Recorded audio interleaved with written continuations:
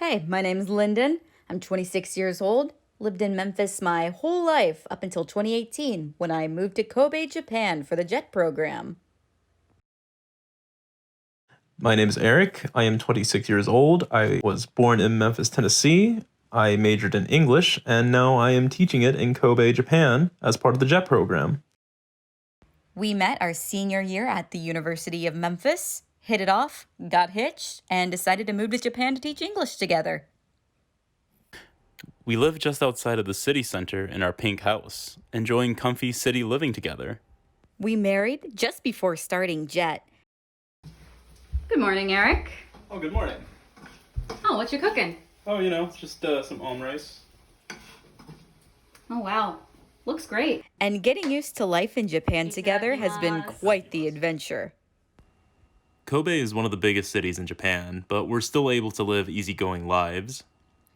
Between lesson planning together. One of our own. Did you make a handout? Yeah. And learning new skills. What about that? Terrible. Did you tune the guitar? Wait, are you supposed to do that every time? And picking up old I ones did it again. Oh, nice. Where's the second one? Do this again? And getting way into video games. What are you doing? Oh, hey. We're never short on a good time. Our situation, starting JET together, is less typical than your average ALT experience, but it's definitely not unheard of.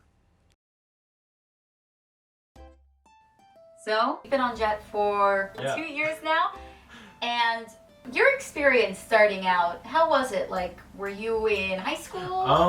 No. I had a very typical placement for our area in that one junior high school and one elementary school. So in junior high, some of the lessons can be a little bare bones sometimes, a little dry. So it was my job to try to make it as fun as possible, really jazz it up for the kids. Well, my experience was a little more atypical, but I was primarily elementary school. I had 4 elementaries at the same time. I had a lot of different expectations based on what elementary it was. Some of my elementaries preferred that I would follow a lesson plan that they made. Others would kind of let me do whatever. And both had their pros and cons, and I'm glad I got to experience that range because Oh, right. ESID. Every ESID. situation is different. every situation is different. Even if it's you are the same person, you will have 4 different schools that expect entirely different things out of you.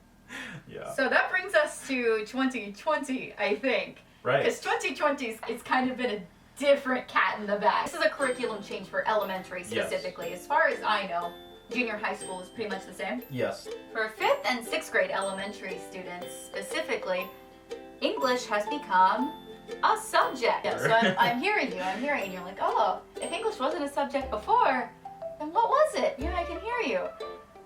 Well, it was more like an extracurricular activity. Originally, they wouldn't get graded for English. Yes. Now it's a class. They have tests. More hours. Oh gosh, more hours. Every English class is ideally supposed to be taught with an ALT. In the past, it was maybe half.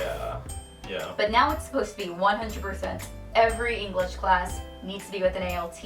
Kobe is a pretty unusual city for ALTs because Kobe is considered the biggest community of ALTs, which is great. We have a ton of schools, and this was doable.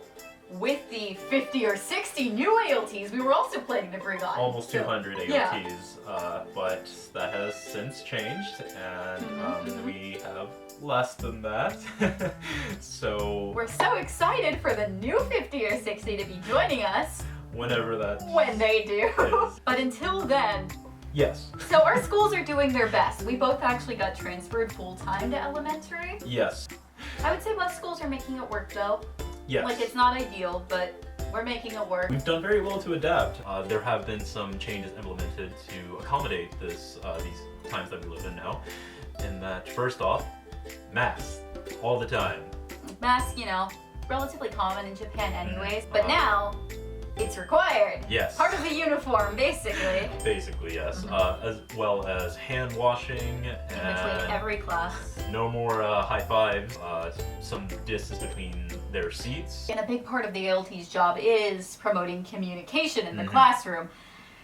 So You know, it's been a big balancing act of trying to find new activities that still engage students Right. and Yeah. still get them talking a little bit, if not loudly, behind their masks.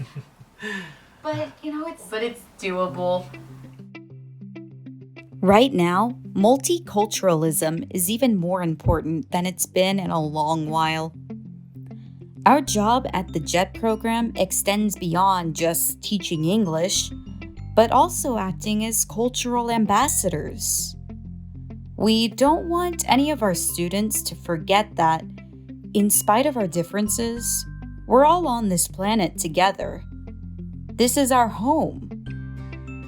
Progress is accepting our differences and combining our unique strengths and experiences.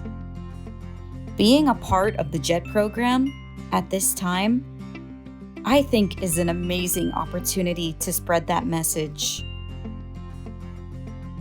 Yeah, so that's working life in Kobe. As of now.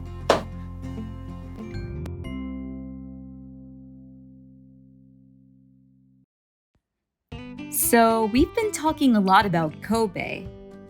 To be fair, though, we absolutely love it here. We have mountains, we have oceans, we have big shopping streets and scenic hiking trails, and countless restaurants and cafes. It's highly recommended by the experts. It's us. We're the experts. But our experience isn't universal. Not everyone on the JET program goes to Tokyo, or Osaka, or Kobe.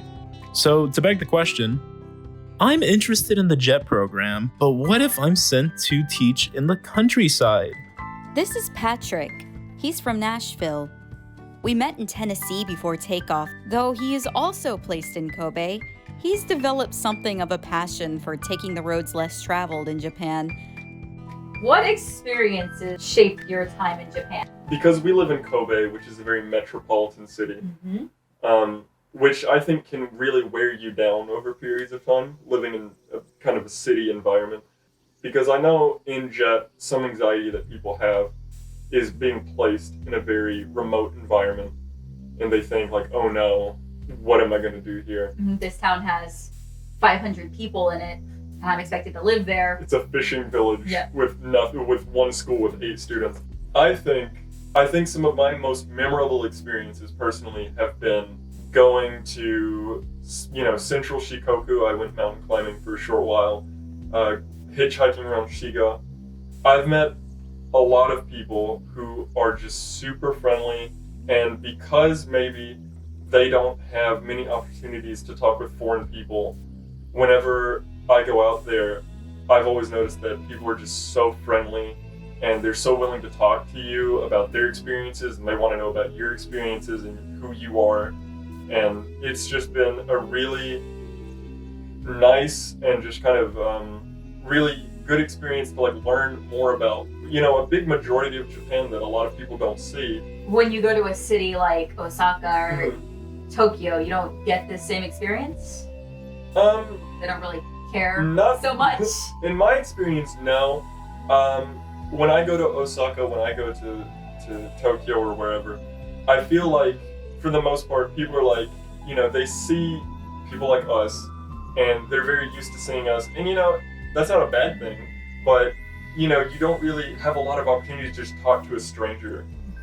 Every time I've ever gone to a very remote location, people are just super interested in talking to you and you talking to them, and they're very grateful and they're very talkative.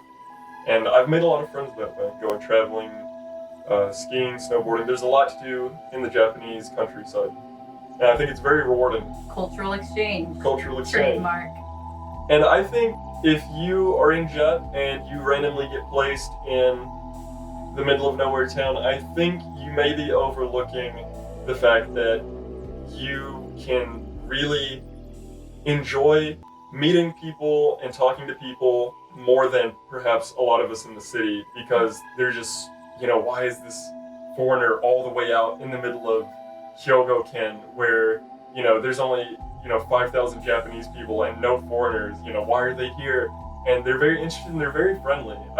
Man, everyone's so friendly and they're so talkative. whenever we came here, I made a lot of friends with like my roommates. Some of them are in the middle of Shikoku and they're in tiny towns. And from their stories, I mean, they go fishing all the time with Japanese people. A few of them were in parades playing drums. You know, when you're in the country, I think you can have more opportunities.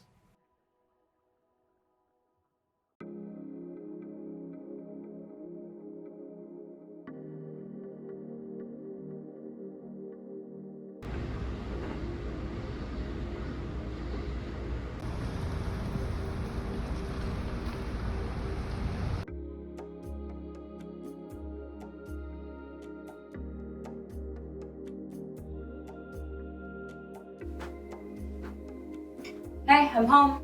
Oh, hey, welcome home. Thanks. Got you some snacks? Thanks. Shortcake. Oh, that sounded good. Yeah. Thank you. You're welcome.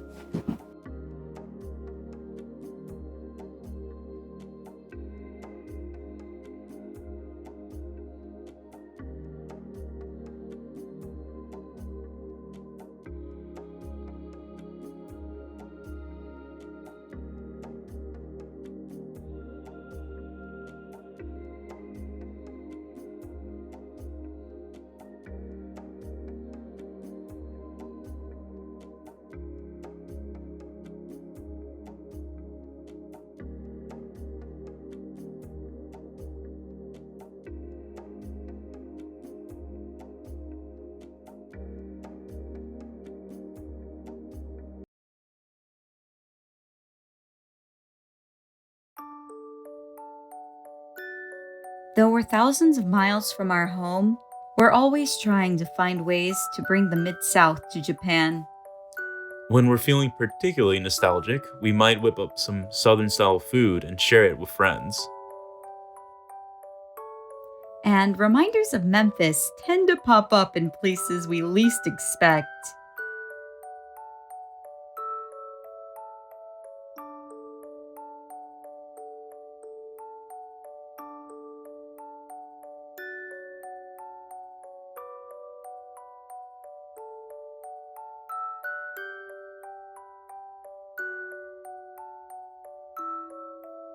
Through the JET program, we've been able to take a little bit of Japan with us and broaden our own horizons.